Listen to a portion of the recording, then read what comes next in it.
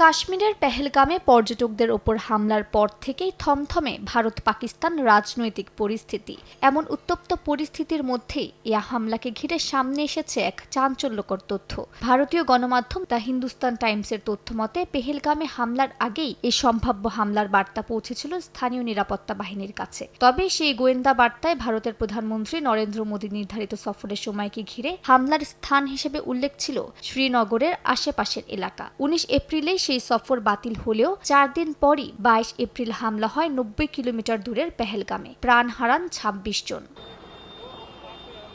এই গোয়েন্দা ত্রুটির দায়ভার ঘিরে প্রশ্নের মুখে স্থানীয় প্রশাসন। যদিও পুলিশ ও সেনাবাহিনী আগাম সতর্ক ছিল, তবে গোয়েন্দা প্রতিবেদনে স্পষ্টভাবে পেহেলগামের নাম ছিল না। প্রতিবেদনে আরও জানানো হয়, হামলার পর থেকে জঙ্গিরা স্থানীয় এলাকায় লুকিয়ে রয়েছে বলে আশঙ্কা করছে স্থানীয় নিরাপত্তা বাহিনী। গোয়েন্দা সংস্থাগুলোর মতে হামলার সময় 2টি বিদেশি ও 2টি স্থানীয় সন্ত্রাসী গোষ্ঠী জড়িত ছিল। স্থানীয় গোষ্ঠী দুটি পর্যটকদের একপাশে জড়ো করে, এরপর গুলি ছোড়ে বিদেশি সদস্যরা। বৈসারান উপত্যকায় মাত্র একটি প্রবেশপথ ও টিকিটিং ব্যবস্থা থাকায় কেউ পালাতে পারেননি বলে দুঃখ প্রকাশ করেছেন এক কর্মকর্তা।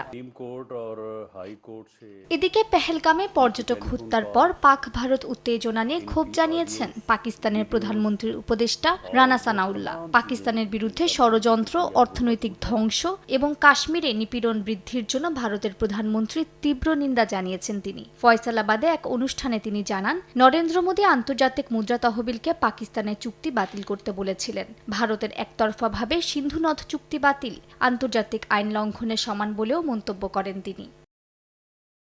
এই উত্তপ্ত পরিস্থিতিতে হস্তক্ষেপ করেছে রাশিয়া। ভারতের পররাষ্ট্রমন্ত্রী জয়শঙ্করের সঙ্গে ফোনে কথা বলেন রুশ পররাষ্ট্রমন্ত্রী সের্গেই ল্যাভরভ। শান্তিপূর্ণ সংলাপের মাধ্যমে সমস্যা মেটাতে সিমলা চুক্তি ও লাহোর ঘোষণার আওতায় আলোচনা চালানোর আহ্বান জানিয়েছে মস্কো।